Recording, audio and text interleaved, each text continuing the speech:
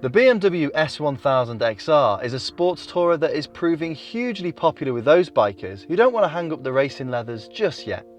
It combines the style and riding position of the globe-conquering R1200 GS with the heart of the S1000R Naked to create a comfortable yet frighteningly fast road bike.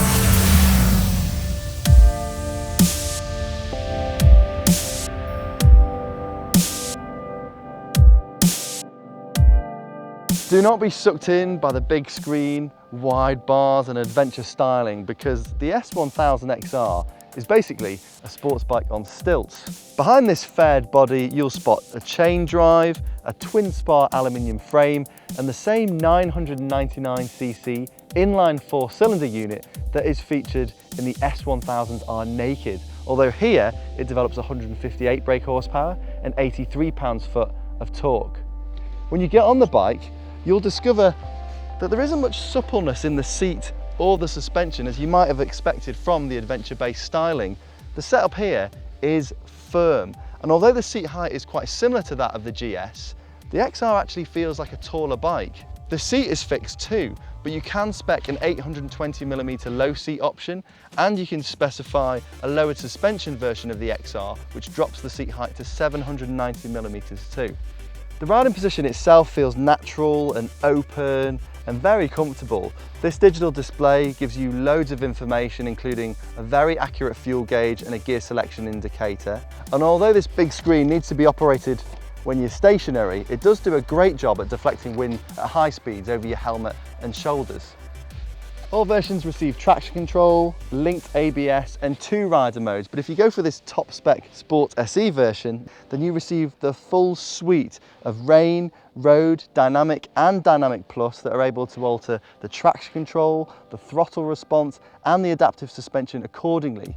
You can also electronically adjust the preload you want depending on whether you're carrying pillions or some extra luggage. There's cornering ABS, there's a quick shifter, a full stand, heated grips, hand guards, an LED front light, as well as a satellite navigation mounting point, although the screen itself is a further option, as is keyless go and body coloured panniers. The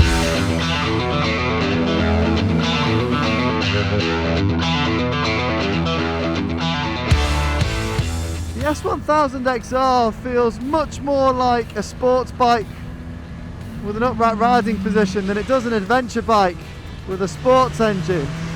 In many ways it reminds me of a performance SUV in the way that it just goes faster, brakes harder and leans further than a bike of this size and scale has any right to. It is so agile, this thing. The quick shifter is so infectious and easy to use, and the top end is frenetic. If you weren't careful, you could get yourself into a lot of trouble on this thing. Like most sports bikes, the wing mirrors are largely useless, but the benefit of these wide bars and the open riding position is the versatility that you've got. Even town work on this thing is enjoyable thanks to a really wonderful low speed balance, great visibility and an excellent turn and circle.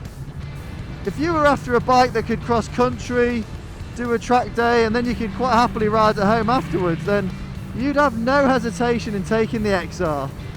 Just make sure you steer clear of too much motorway, because weirdly, because the bike is quite low geared, sustained throttle at 70 miles an hour, there is some quite heavy secondary vibration that translates through the bars, through the pegs, and over a long period it would drive you potty. But if you can appreciate the XR over shorter spells, then you will be owning an absolute weapon of a machine.